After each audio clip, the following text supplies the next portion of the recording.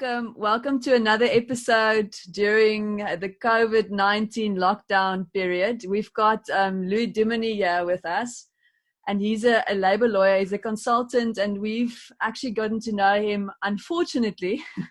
So he's one of those guys that you don't ever want to call, but sometimes you have to. And during this time, he's really been of great help to me. I've called him a couple of times now for advice.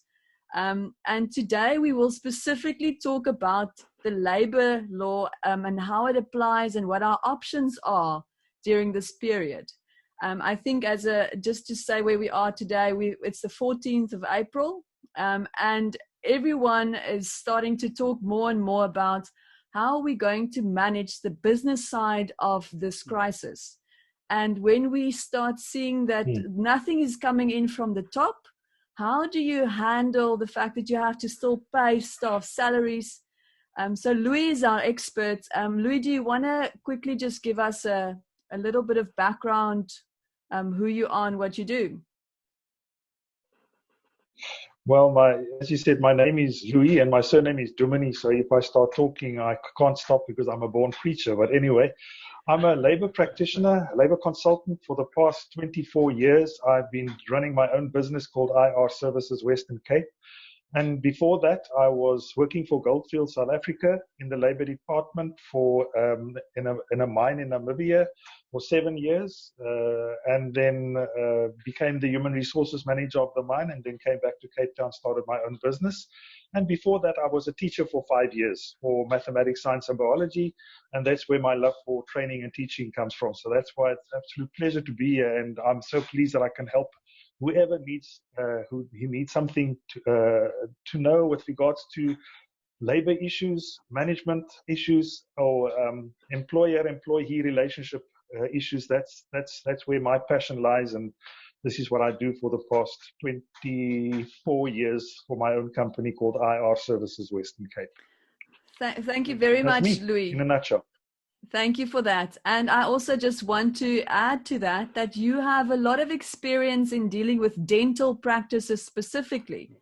I know that you have dealt with a lot of, yes, I know you help all my friends. So this is a small community. So that is also why we see you as an expert in this field, and we really value your inputs.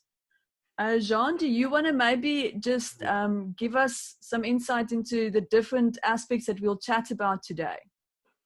Okay, so I think just to get some direction as to what we want to look at specifically, I think it's important that we break this period down into two phases. The first would be the current lockdown phase. So what are options, what it is that we need to do during the next what remains 3 weeks.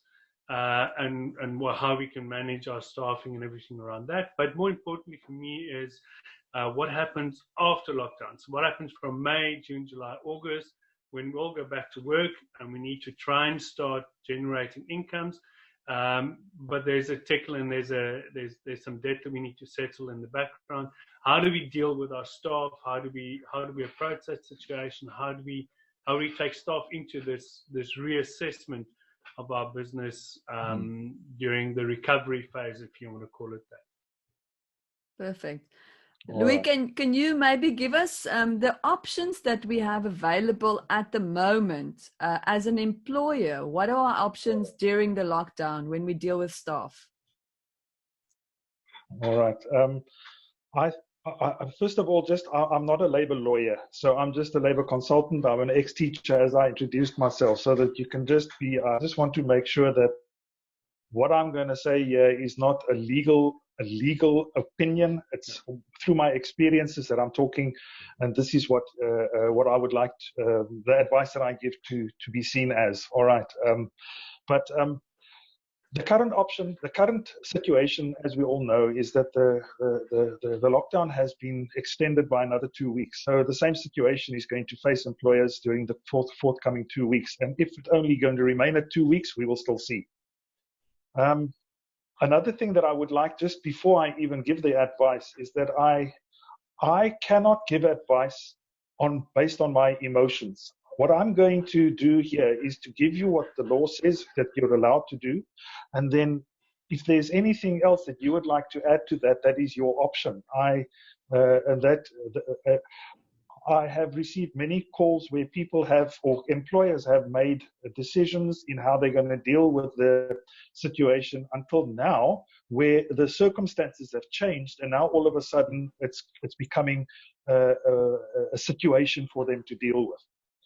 The options as we go forward from here, from an employer's perspective, is number one is, what about payment? What about paying the employees? If you have paid your employees up to now, you've got an option to either continue paying them, which everybody would love. But if that is not an option for the employer at the moment, there's an option of a temporary layoff, a layoff without pay. Maybe I can go to the beginning of this lockdown period so that people can just better understand what effect this has on the employment relationship. So that I think we need to understand the bigger picture, and then we can go into the detail. The bigger picture is what is happening in South Africa at the moment has got nothing to do with the cause of it by an employer or an employee. We can see this. We can see this as a temporary suspension of the employment relationship. The employee cannot provide a service, and the employer is not able to provide the employee with work. I'm not talking about essential services. I'm talking about in general. So therefore, the employment relationship is based on me providing you with a service and you remunerating me for that service, or I provide you with my time and you remunerate me for the time that I'm spending at your premises as an employer. But that now has all changed during this lockdown, because I'm not allowed to by law to go to the employer's premises as an employee, and as an employer I cannot go to my own premises at this stage because I'm not allowed to. I'm not an essential servicer. I'm not allowed to do that. So this is a government decision, which I think the majority of us all agree with. However, the circumstance is that the employment relationship cannot continue as normal. So in general, a person can see this as a suspension of the employment relationship. So right from the beginning of this lockdown, employers would have been entitled to temporarily lay their employees off for a temporary period until such time as the lockdown has ended. That would have been on last week Thursday, but now this coming week Thursday, sorry, and then now it's been extended, so that period of time is extending until such time as the lockdown is lifted. So a temporary layoff is not a dismissal. It's not suspension with pay pending an outcome of a disciplinary hearing. It is a suspension of the entire employment relationship.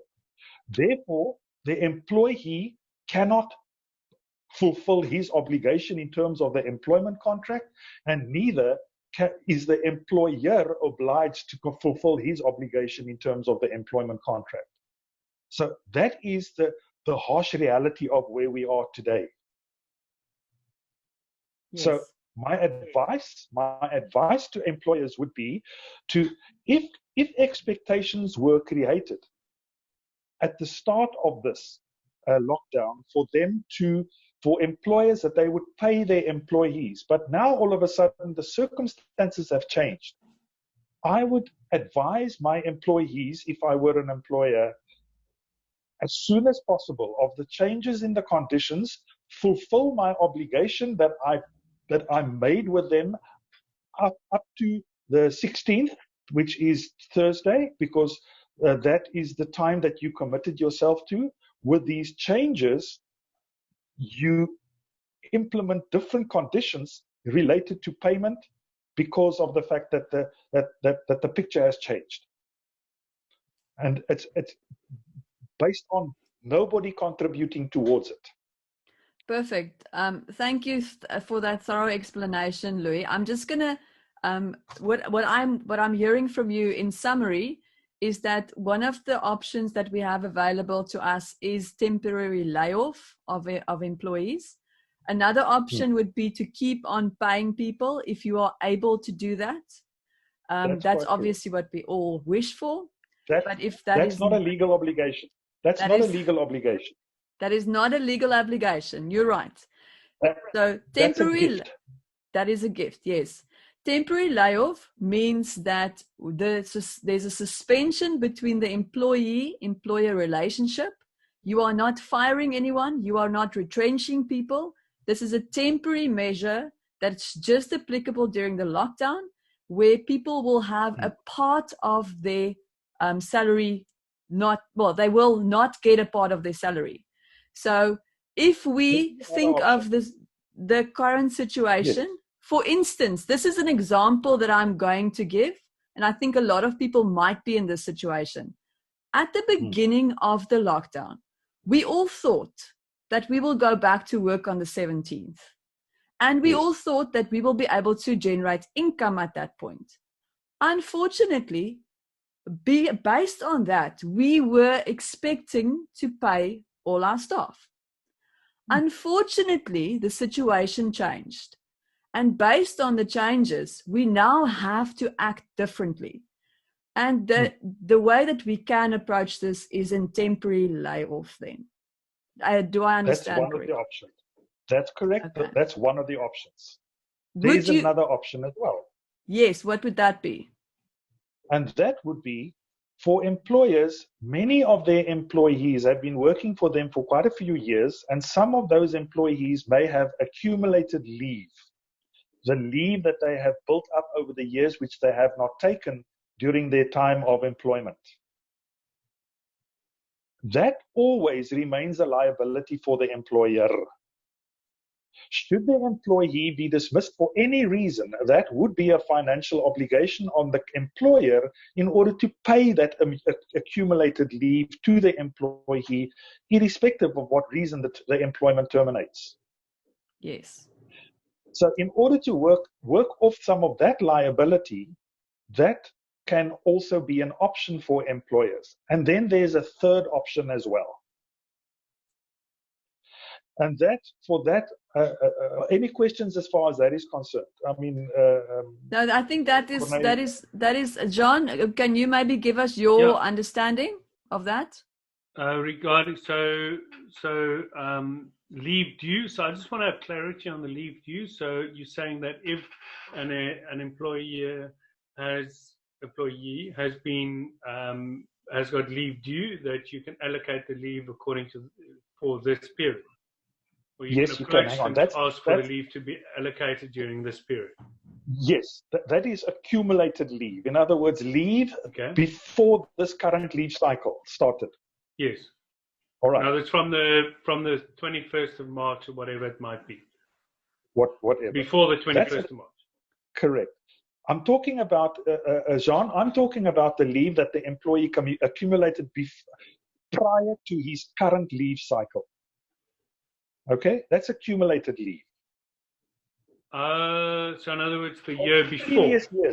The previous years. He's worked for you for 15 years. He's only taken 10 days leave. He's got 25 or 65 days leave due to him that is now accumulating in a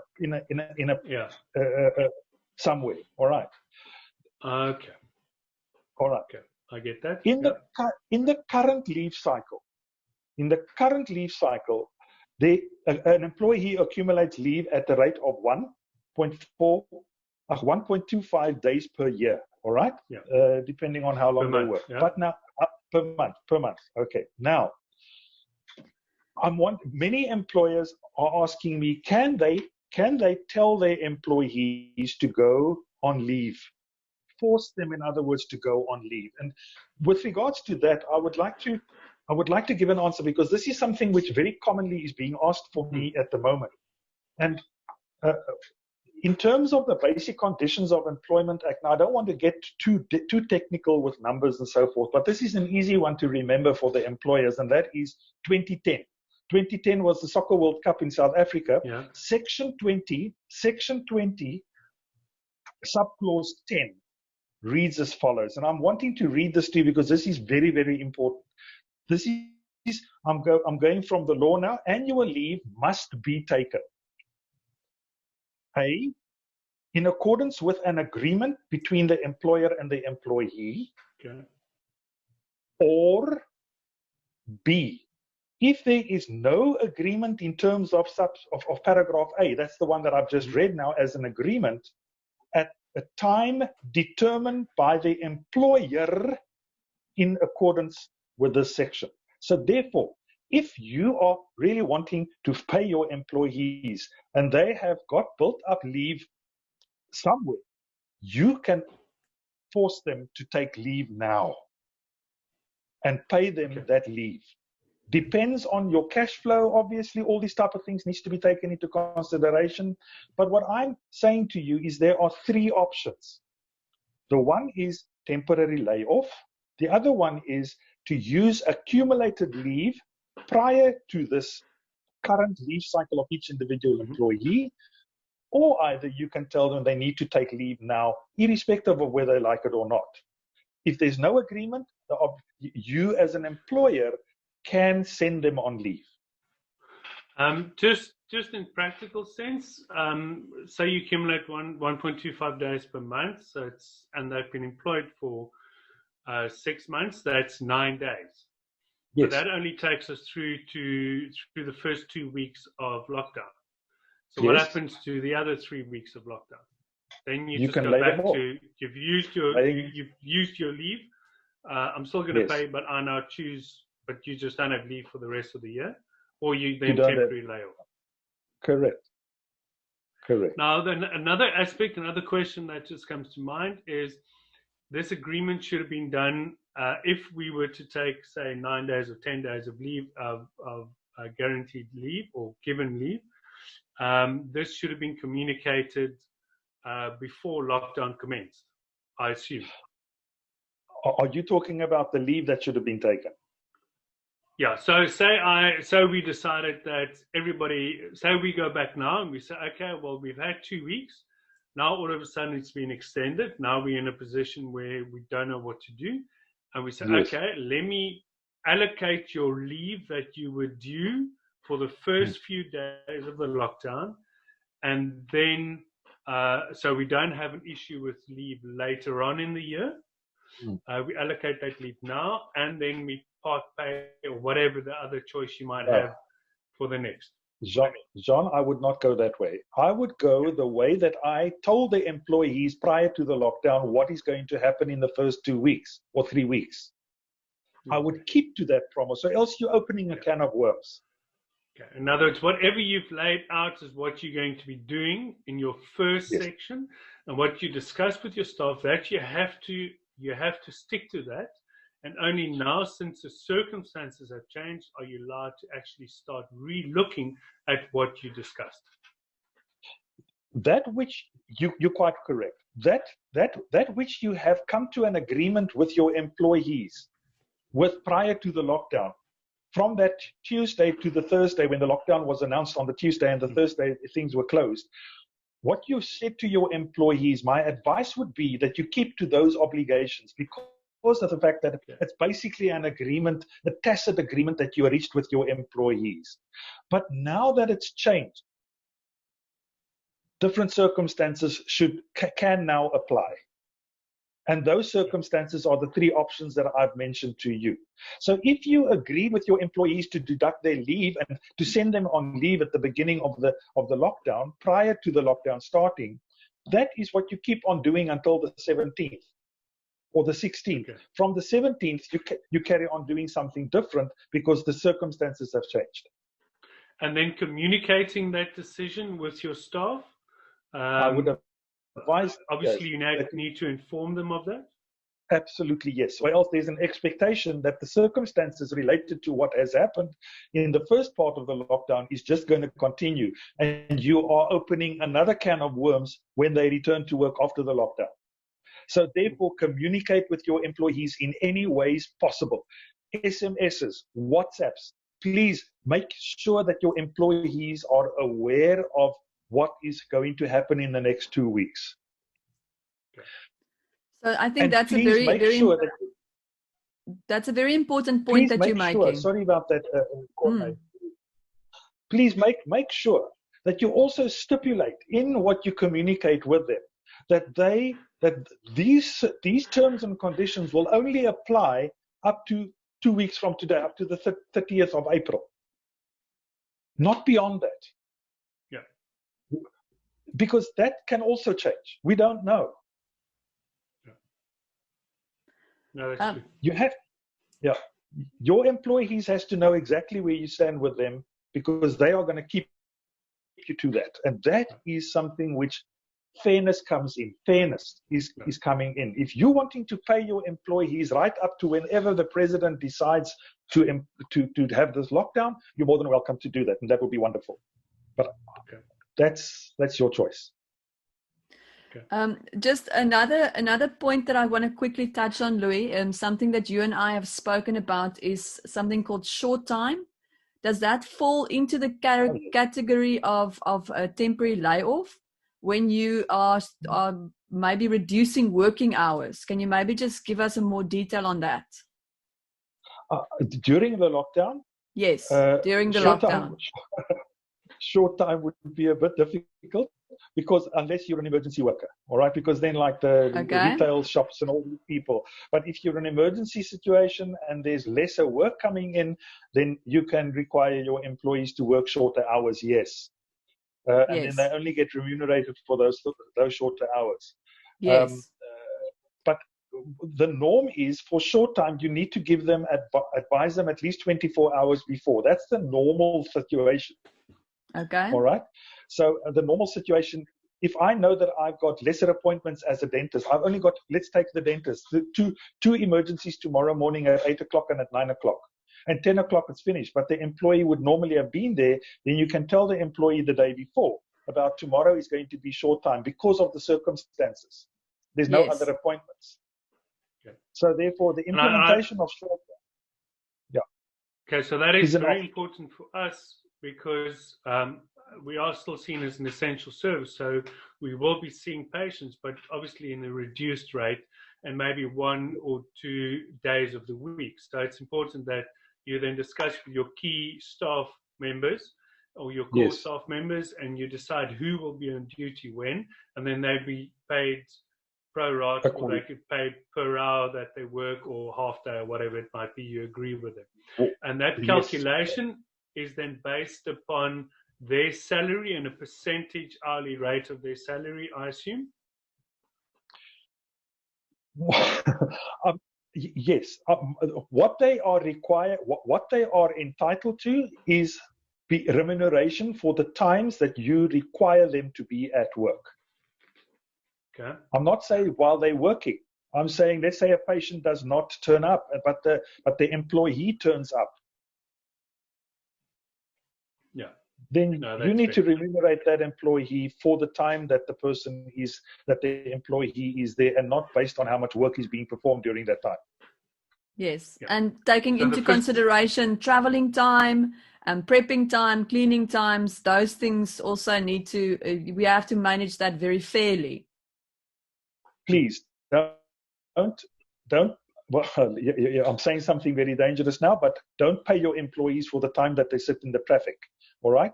The fact of the matter is they get paid from the time that they start providing you or presenting you with themselves to provide a service to you. How they get to work is their own problem. Okay. I think what Corne is just trying to say is that it is to be fair, and to understand that if you're going to be working 3 or 4 hours a day, that you calculate that into your discussion or within the payment scheme that you're going to pay that staff member for being there. Yeah.